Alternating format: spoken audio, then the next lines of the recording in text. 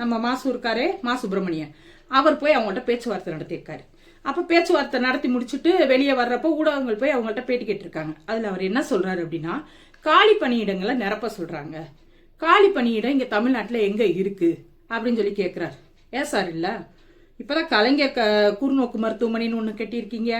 ஊருக்கு ஊர் இருக்கிற அந்த பழைய மருத்துவமனையில் புது கட்டிடங்கள் கட்டுறீங்க. அந்த கட்டிடங்களுக்கெல்லாம் புது டாக்டர்ஸ் புது நர்ஸ் எல்லாம் வேண்டாமா, போட மாட்டீங்களா? அப்போ அந்த பழைய டாக்டர்ஸ் பழைய நர்ஸையே அந்த வேலையும் பார்க்க வைக்கிறீங்க, பணிச்சுமையை அவங்க மேலே ஏற்றுறீங்க. அதைத்தான் சொல்கிறாங்க. அதை பிரித்து புது வேலை போட்டோம் அப்படின்னு சொல்லி சொன்னால் பழைய ஆளுகளுக்கு கொஞ்சம் பணி சுமை குறையும்.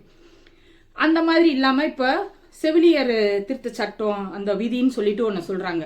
அந்த விதிப்படி ஒரு செவிலியர் 6 பெட்டை தான் பராமரிக்க முடியும் அப்படின்றது ஒரு சட்டம், ஒரு விதி இருக்கு மக்களே. அப்படி ஒரு விதி இருக்கு. அந்த மாதிரி 6 பெட்டுக்கு மேலே ஒரு நர்ஸு கொண்டு போய் 10 பெட்டு 15 பெட்டுன்னு ஒப்படைச்சாங்கன்னு வைங்க. அந்த நர்ஸு வந்து தன்னுடைய பணி சுமையினால தன்னுடைய மென்டல் ஸ்டேபிள் இல்லாமல் அவங்க மருந்தை மாற்றி கொடுத்துட்டாங்கன்னு வைங்க. அது எவ்வளோ பெரிய உயிருக்கு பாதிப்பாகும்.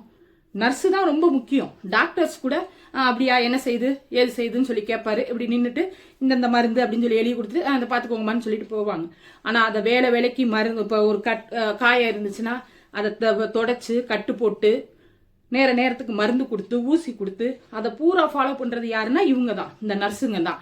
அவங்களுக்கு பணி சுமை இருக்கக்கூடாது. மைண்டு ரிலாக்ஸாக இருந்தால் தான் நம்ம உயிருக்கு உத்தரவாதம். அதனால சிஎம் சார் கொரோனா காலத்தில் 2 தேவதைகளாக நம்மளுக்காண்டி போராடினாங்க. தன் உயிரை கூட துச்சமாக மதித்து வந்தவங்க யாருன்னா இந்த செவிலியத்தாயும் இந்த தூய்மை பணியாளர்களும் தான். ஆனால் அவங்க 2 பேரை தான் இப்போ கண்ணீரில் மூழ்க விடுறீங்க. அவங்க கண்ணீரில் உங்களை சும்மாவே விடாது. இதனுடைய பிரதிபலிப்பு ரிஃப்ளெக்ஷன் 2026 நீங்கள் பார்ப்பீங்க, கண்டிப்பாக பார்ப்பீங்க.